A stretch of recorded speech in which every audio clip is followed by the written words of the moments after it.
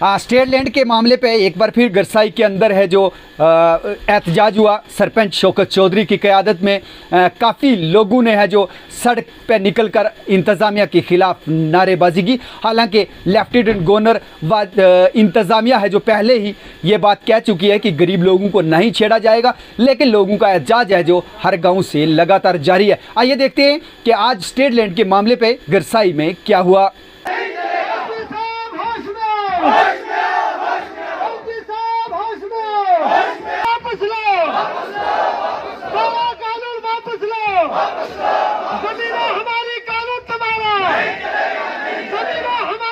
आज हम इस कड़ाके की सर्दी में, इस बरसती बर्फ में यहाँ पे जमा हुए हैं, जो कि पिछले दिनों में सरकार ने एक लैंड इविक्शन ऑर्डर जारी किया है।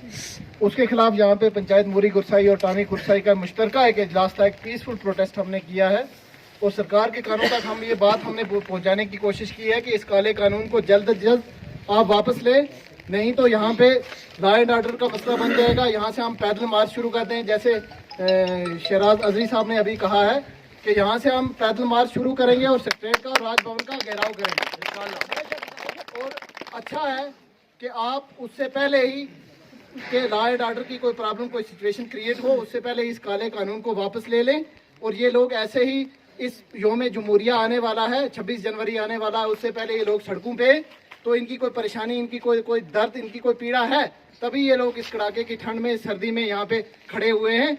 इस लूली लंगड़ी, इस गूंगी बहरी सरकार को हम यहाँ से वार्निंग करते हैं, हम चेतावनी देते हैं कि अगर आपने ये काला कानून, जो कि अवाम दुश्मन, गरीब दुश्मन का कानून है, इसको वापस नहीं लिया तो इसका खमियाजा आपको भुगतना पड़ेगा। और हम यहाँ से पैदल मार्च करके हम सेक्रेटरीट का घेराव करेंगे, ना कि हम डरने वाले हैं या कि झुकने वाले हैं। शुक्रिया बहुत नहीं है। मैं इसी पे इत्तेफाक रखते हुए ये क्लीयर कट जो है एक ये सरकार को मैसेज देना चाहता हूं कि आप कभी अपनी भूल की वजह से गरीब लोगों के साथ मत ऐसा कोई कदम उठाएं जिसमें ये गरीब लोग जो हैं ये आपके गर्भान तक पहुंच जाएं, इनका हाथ वहां तक पहुंच जाए। उससे पहले मैं ये क्लियर कह देना चाहता हूं कि आप अपना जो ये फैसला, आपने गलत फैसला लिया है, काला कानून बनाया, इसको आप अपना वापस ले लें और वापस लेने के बाद आप इस गरीब अवाम को एक क्लियर वहां से मैसेज दे दें, चाहे वो कोर्ट के थ्रू आए, चाहे वो सरकार के थ्रू आए। ये मैसेज आना चाहिए कि आप लोगों के आशाने के साथ कोई छेड़छाड़ नहीं की जाएगी। आपको अगर नहीं किया जाएगा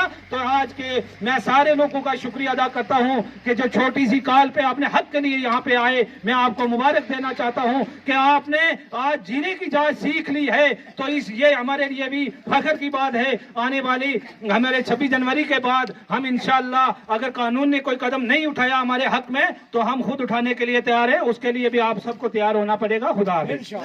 मैं उसे भारतीय जनता पार्टी की सरकार ही कहूंगा। वो भारतीय जनता पार्टी की सरकार जिस तरीके से जम्मू कश्मीर के लोगों के ऊपर जो अत्याचार करते हुए इक़दाम आगे बढ़ा रही है, एक तरफ एलजी साहब ये कहते हैं कि छोटे लोगों के ऊपर जुल्म नहीं किया जाएगा, और दूसरी तरफ जो वादी कश्मीर के अंदर जो जमीनें खाली करवाई गई है, वहां पे एक एक मरला और दो दो मरला के मकानात को गिरा दिया गया, जिसकी हम कड़ी मजम्मत करते हैं। और गुरसाई की इस धरती से कड़े अल्फाज में मजम्मत करते हुए सरकार से कहना चाहते हैं कि सरकार जब तक लिखत में कोई पैगाम मंजर आम पर नहीं लाती है, तो हमारे ये प्रोटेस्ट और हमारे ये मुजाहरे जारी रहेंगे। जी नाज़रीन, आपने देखा कि गरसाई में एक बार फिर स्टेट लैंड के इशू पे है लोगों ने एहतजाज किया, इंतज़ामिया से ये मांग की और सरकार से ये मांग की कि जल्द से जल्द इस आर्डर को वापस लिया जाए। और जब तक इस आर्डर को वापस नहीं लिया जाएगा, एहतजाज का सिलसिला है जो जारी रहेगा। जी नाज़रीन, मैं किसी और रिपोर्ट के साथ फिर हाजिर होता हूँ। तब तक के लिए अपने मेज़बान एजाज कोहली को इजाज़त दीजिए। अल्लाह हाफिज़।